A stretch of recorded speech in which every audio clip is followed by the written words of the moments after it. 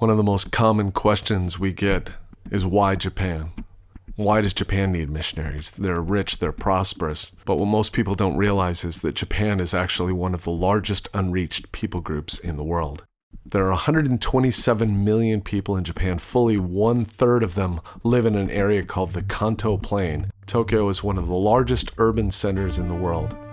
It's a study in contrasts. There's the ancient, there's the traditional, with temples and shrines, and many of the old ways still visible on every street corner. And yet there's also the modern, the progressive, a city that's constantly running forward. There's the very rich, and there's the very poor.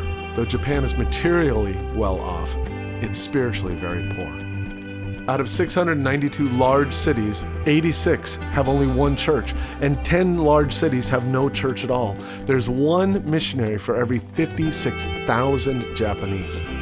Shinto and Buddhism are the main religions of Japan. These are religions widely practiced, but honestly not widely believed.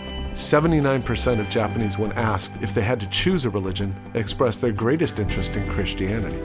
But why? Why don't they come to Christ at that level? There's many reasons.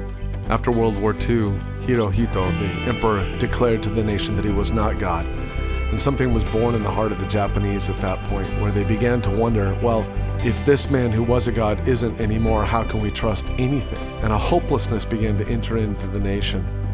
11% of Japanese wish that they'd never been born. 85% of the young people wonder why they even exist. There's a hopelessness in Japan that can only be answered by the God who made them, by the God who knows why He created them. Japan has the 6th highest suicide rate on the planet. An estimated 30,000 people a year take their own lives. That's 100 people a day.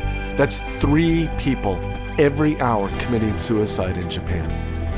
Francis Xavier said that the Japanese were some of the finest people he'd ever met on the planet. They said this was a nation that was ripe for the gospel, and you still see it. The Japanese, they're beautiful people, they're hospitable, they're smart, their attention to detail, they're striving for excellence, they do things well. The Japanese are incredibly smart, they're creative, they're funny, they're hospitable. There's so much talent and so much gifting and so much that's amazing about this culture.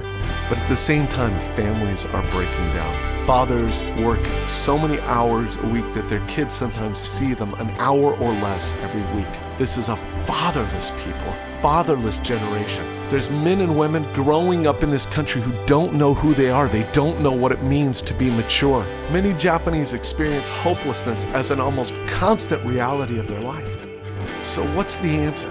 It's clear that Jesus is the answer. It's clear that Jesus is the source of hope. It's clear that Jesus is the only one. He called this nation out. He is calling this nation out. He's the one who said, I call you by name to be my chosen people. I believe that God is going to turn this into one of the greatest missionary sending nations in the world.